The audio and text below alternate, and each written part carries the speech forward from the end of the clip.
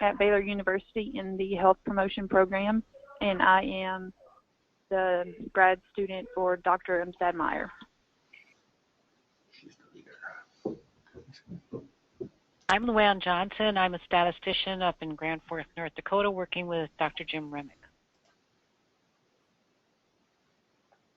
I'm Cindy Perry. I'm a faculty at Oregon Health and Science University School of Nursing in Portland. Hi, this is Mike Edwards. I'm an associate professor in the Department of Parks, Recreation, Tourism Management at North Carolina State University. And I think that's it, right? And Mike, I believe I saw in your CV you were the minor league executive of the year at one point. Yes, I was. That's good detail reading in my CV. I like to find the random information out there. Yeah, that is a random information. It seems like a lifetime ago. Yeah. And then briefly, just wanted to make sure, I talked to Courtney a little bit about this. I'll have her introduce herself in a second, but we are part of the sort of a rural network of physical activity from the a rural working group from the Physical Activity Policy Research Network, which is led by Keisha Pollack, and this group's led by Renee out of Baylor. But this is a working group, and we get together every year and complain about the lack of rural physical activity research, so we're doing something about it. So that's the brief explanation. I will turn it over to Courtney to introduce herself and talk a little bit about the project she did. This is basically a dissertation, right, for the public health fair. Okay, yeah, so I'll let you go. Hi, it's nice to meet all of you kind of over the phone. Can everybody hear Courtney all right? Mm-hmm. Yeah. So sort of as Dr. Bildso said, I'm a student here at WVU. Will graduate in May. Just finishing up my 4th year of medical school. But for my dissertation, I was in the School of Public Health here, doing epidemiology and biostatistics, but I had a real interest in rural health, health policy, and sort of preventive medicine as a whole. So my project was sort of looking at the state of cardiovascular health using the American Heart Association's definition. So using risk factors, not disease, and looking at health by county nationwide. And so I used NHANES a little bit, but mostly Briefus. And Dr. Bildso kind of asked, as you guys were interested in looking at some of the physical activity, that's one component of the American Heart Association score that maybe I would have some practical advice maybe for any projects that you guys were interested in. And one thing, guys, I've muted everybody right now, so if you want to save your questions for Courtney, maybe write them down, and when she's done speaking, maybe we'll do questions then, okay? Sorry, just one logistical thing.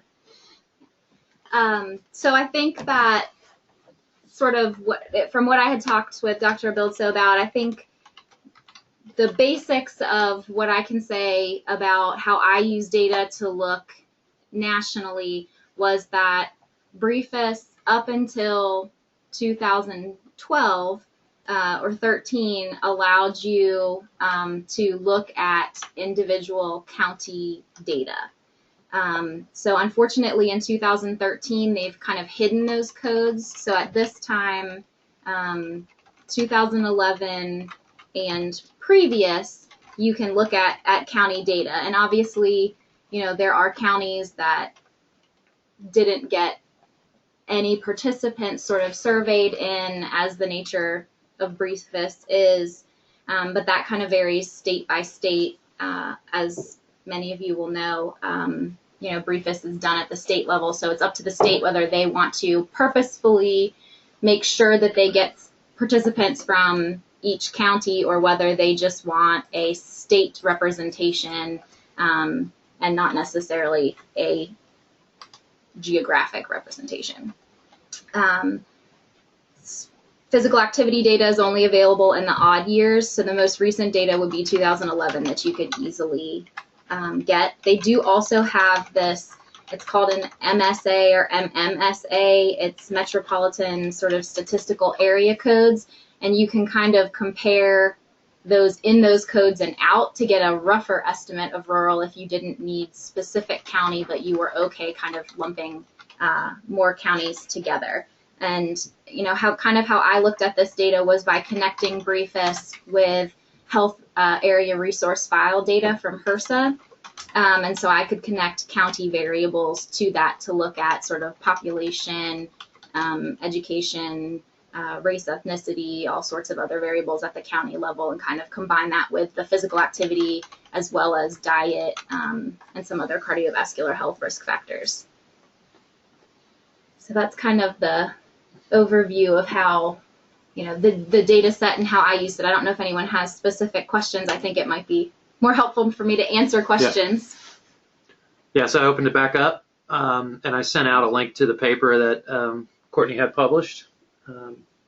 So you guys want to start? I talked briefly with Courtney prior to this about about our county level view and determining rurality and things like that. So what questions do you guys have off the top here? So you said you used the health area resource file. I missed who you said that made that available. So HRSA, HRSA, they have the area health resource file, and it's publicly available, and you can download it, and it has all county level health resource information, but it also pulls from census. So it also has a lot of census information by county as well, all kind of in one nice place where you can kind of pull the whole data set to combine. What types of variables did you use from that, Courtney? So I used a lot of the census variables at the county level. I used sort of income, education, race, ethnicity breakdown, population breakdown. I even pulled some information about industries that county was kind of known for, whether they were business or rural or farming, those kinds of things, as well as health resource information. So how many primary care providers are in that area, how many hospitals, that kind of information is also in there. Okay.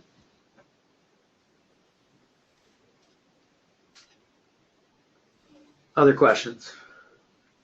I just posted a link to the website of the health area resource file from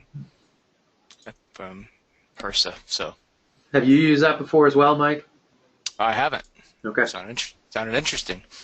Yeah, it's kind of cumbersome in the beginning, but there is like a nice GUI from Microsoft Access that kind of allows you to nicely click through tabs and actually makes it a whole lot more user-friendly than the data set appears at first. Mm-hmm.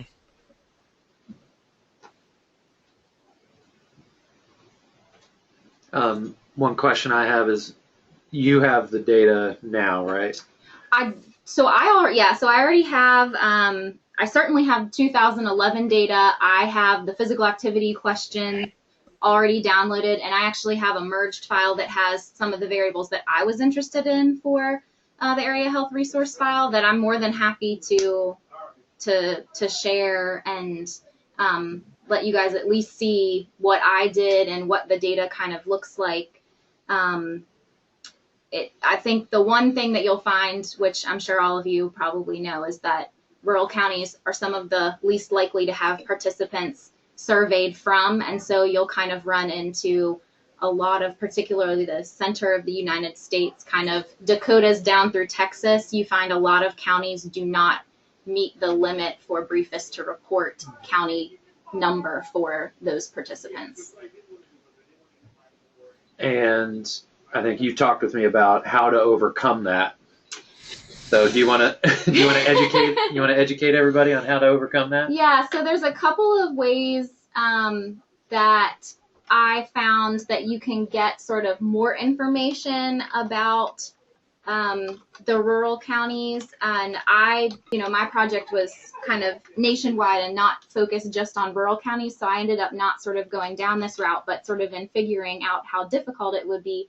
There were two kind of main routes to get more information. One is you can state by state of interest kind of go to the Briefus coordinator and ask about how, if they're a state who purposefully samples in every county, whether they are willing, because, you have some agreement with them, to get county codes for people that the national database doesn't report because they're afraid sort of identification issues. But sometimes the state will work with you. I know West Virginia has worked with the university here in projects that they were interested in getting more information on. So that's one route. You can kind of go state by state. And the second route really is NHANES does this, and I think Briefus is probably going to head that route, because now in more recent data sets they don't have county listed, is that they sort of have secure sites that you can apply to go to, and then you can analyze your data there, de-identify it, and then they will check to make sure they agree that it's de-identified. You kind of can't, have cell phones in your pocket or any kind of, it's like a super secure kind of location, and then you can leave with that data. Yeah, you physically have to go there. Yeah. Now, Luann, you worked with NHANES data, right? Right, but we never did got to that level where we submitted a research proposal. We just used the publicly available data. Okay.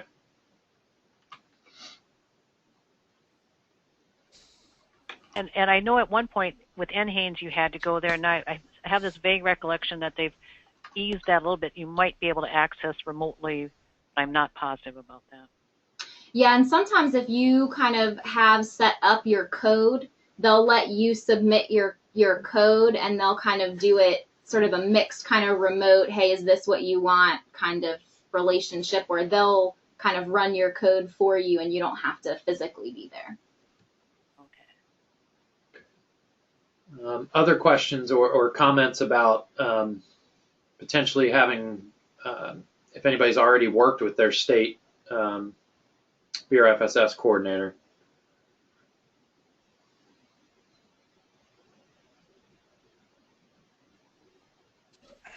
I hear crickets, so I think Courtney.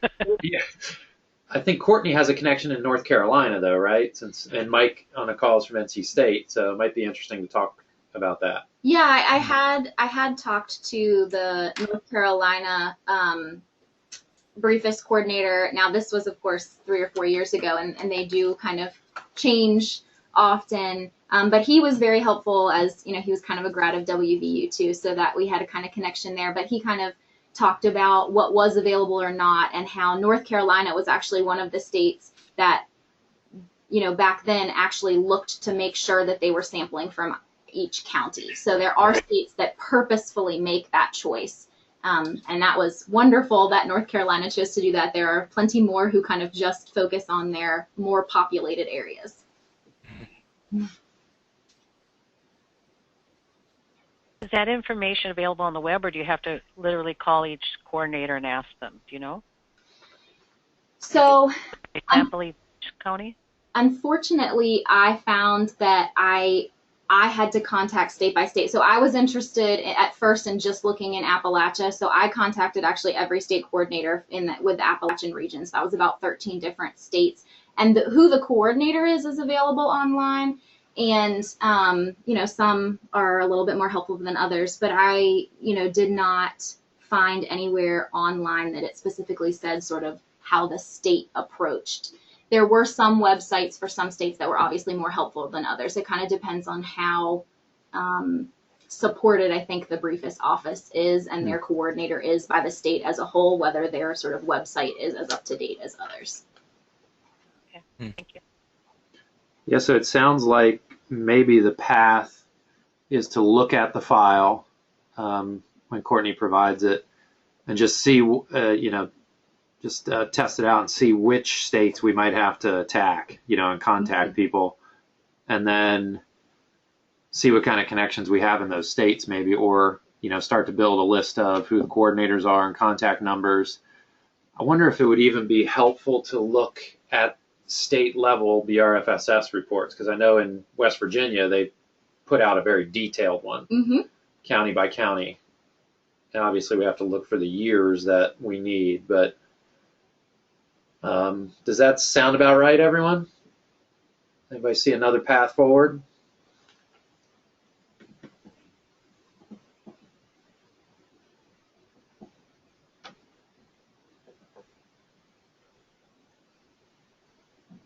I hear more crickets. So, is everybody still out there? Yep. Okay. So you're saying look at the HRSA? I didn't even hear any coughing or anything. So, so I'm trying to think of can you guys think of any other potholes we might hit, stuff we have to look for? Or should we just start, I don't know, maybe Luann, you had indicated an interest in trying to help work through the data. Maybe, I don't want to volunteer you for this, but maybe, you and I could both look at the file Courtney provides, and then sort of maybe by the next call summarize which states we need to look for additional data. Does that make sense? Yeah, we can give it a try. Yeah, and don't spend, obviously none of us is getting big money for this, so don't spend too much time on it. And part of my project, which you'll see if you kind of look at the paper, was I'm really interested also in GIS mapping. So a lot of my stuff I'm mapped onto the United States, and while in the paper that you saw, it only kind of has the state information, I do have sort of county maps, and it might be easier to visualize where you need to target if you can actually see which counties don't have and which counties do. So I think I actually have a physical activity county map from one of these years. So I can send that along too, so you can at least get a little, you don't even have to look at the data necessarily. You could just look at the map and kind of be able to picture where you need to target. So now you tell me, Courtney. I didn't ask the right question before. I wasn't thinking mapping, I was thinking data. Yeah, that'd be helpful. So maybe that's a task that once we get the file and the map, we can maybe on our next call, take that obviously and then start to identify who to contact, and on the next call sort of work through the list and see, if we have any connections in those states that we need. Does that make sense? Yeah. All right. Any other questions before Courtney runs off to probably deal with something in an ER or NICU or something? Yeah.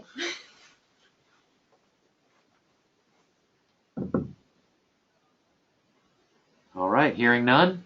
All right. Go ahead. Yeah, thank you guys. And if you have any other questions, you can just let Dr. Bildso know, and I'll see what I can do to kind of help. More than happy to. Thank you. Cool. Thanks.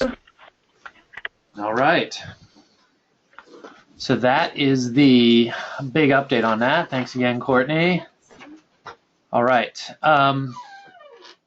So I've been feverishly taking notes and putting together some to-do items and things like that. So, it sounds like a homework assignment will be, if we have the maps, that'll be a lot easier for everybody to just do a quick look, which would be good.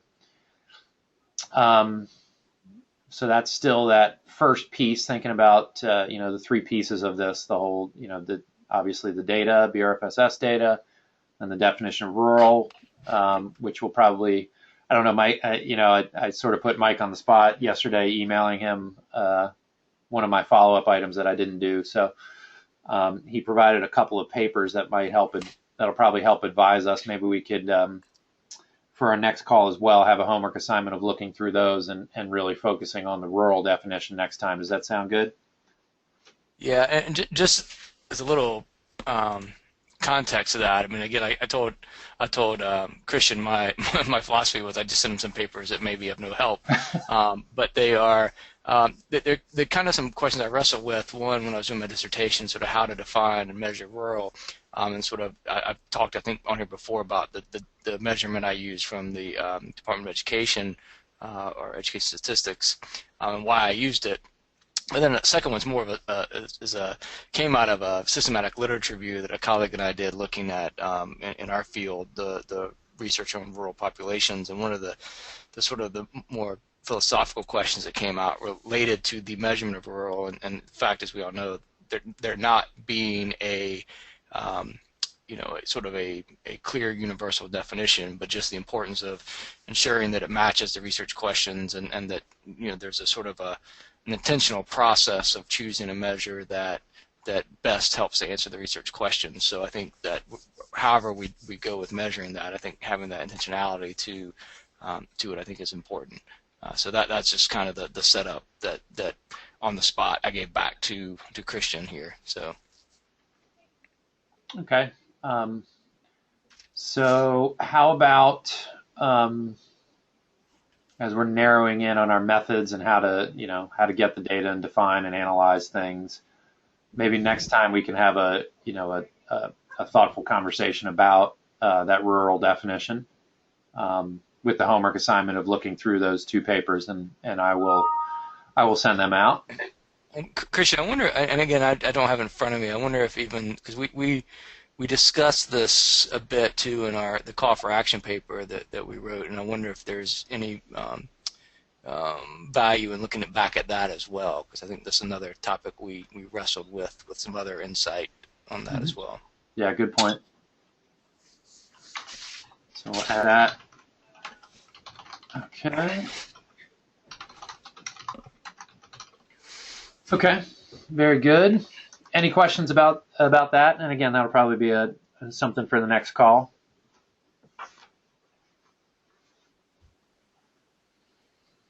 Nothing on that. So the other update for the approach, the positive deviant approach, I've still not been able to connect and get our schedule to overlap with Dr. Schroeder from Emory. He's definitely interested, but over the holidays and stuff, and at the beginning of the semester here, things just did not line up. So I'm still working on that. Hopefully next week, talking with him. So I'm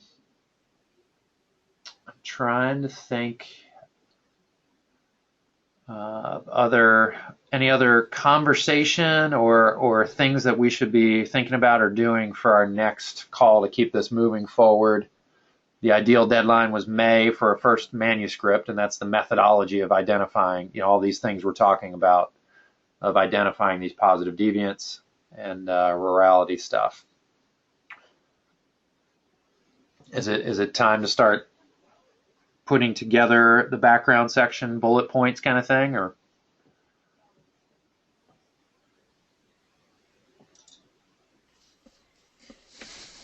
What's the consensus?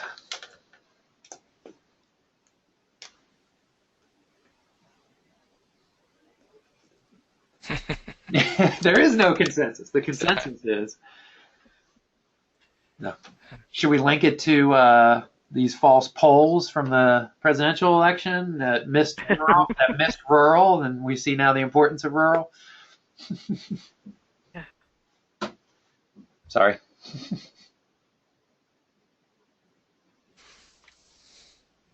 We could start, or we could wait till we have a little bit of clarity around our definition of, if we're going to have complete data, or we could just go ahead and start. Either way. Mm-hmm.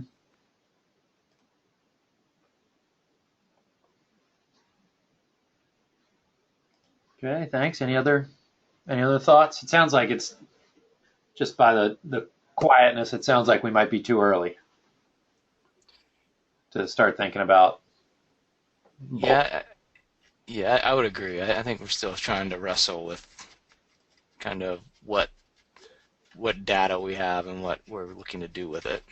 Okay. And I know this is a tough time of year, semester start, and also seasonal affective disorder. That's we've seen the sun. We've seen the sun once in about the last month, so a lot of coffee here. But well, then maybe the best thing is just to get these notes out, send out the papers, and sort of the homework assignments, and get our hands dirty a little bit when Courtney sends out the data and the maps, and talk about those things for next time. All right. Sound good? Do you have another meeting scheduled? That's the last thing I was looking at here. So, okay. How many are attending Active Living, which is really the last few days in February? I'm not. Cindy, I am not. Okay. I think I might be the only one. Yeah. Okay. This is Megan. I will be there. You will. Fantastic. Yes, sir. I'm looking forward to it. Fantastic. Make sure Renee pays for a nice room for you. Ocean view. Okay, so maybe what we'll do, are you guys okay with trying to schedule something the week of February 20th? So maybe we'll talk a little bit and have a little bit more information maybe to share when at the PAPRN events at Active Living. Yeah, that sounds like a good idea. Okay, should I doodle it again? Yeah, doodle it. And I think, Christian, I think when you've got our homework assignments, I think we should come into that meeting maybe, with kind of an eye to sort of have some type of action plan, if you will, for lack of a better term. I mean, I don't think we have to have specifics, but all right, here's what we've got, and here's how we're going to move forward on that. Just so when we go into the PAPRN meetings, it's not like we're just still talking about that. Even if we still have talking to do, here's what we're going to do with this going forward. Okay.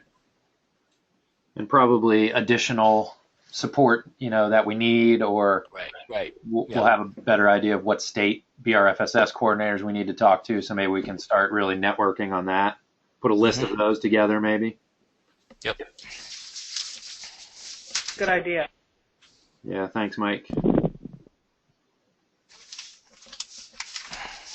Okay, so I will doodle it. Mike, I think you're probably one of the more important ones for this next call, thinking about the rural definition. So do you want, why don't you tell me what days that week of the 20th are no-go for you or something, or what day and time would be ideal for you? Let me pull up my calendar and look. Yep.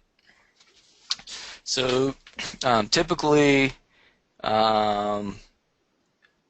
Monday anytime is good. Tuesdays this time, afternoon's good. And then Friday, my biggest issue is typically I have to leave the office at 3:30 Eastern each day to pick up kids and get them to practices and things like that. So. Okay. Should we set this same time on Tuesday the 21st? Yeah, that works for me. Cindy, we have our PAPRN General Rural Group meeting Tuesday, February 21st at noon Pacific time, which is this. Oh, that's an hour later. I'm sorry. So we could meet at this time. Sorry. It's all right. I mean, how else would you want to spend your day than two PAPRN calls? Back to back. Yeah. Stay on for 2 hours. Yeah, that's right. Does that sound okay? Or does anybody object? That's fine. Works for me. That works for me. Okay, so we'll set it as 2 p.m. Eastern, 11 o'clock Pacific on Tuesday the 21st. Yep, sounds good. Okay. Sounds good. I will send out another meeting calendar invite. Sorry for that one. With some information about our homework. The other thing I wanted to report, was something that came up in our last call. That was it. Voices for Healthy Kids is interested in rural outreach, and it's a very broad thing that Amanda Wilson shared, and she connected me with some folks just recently. So it sounds like they might be interested. I don't know, just ignorance. It's my own ignorance about what Voices for Healthy Kids can do, whether they could help us, gather information, support, provide resources or whatever. So, they might be an additional partner or resource as this builds. So I'm still really interested and excited about this. I hope others are. And hopefully we can see the hurdles before we hit them.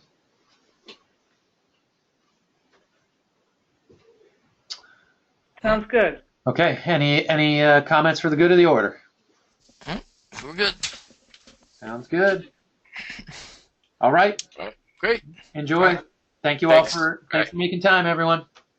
Great. Thanks. All right. Thank you. Bye-bye. Bye now.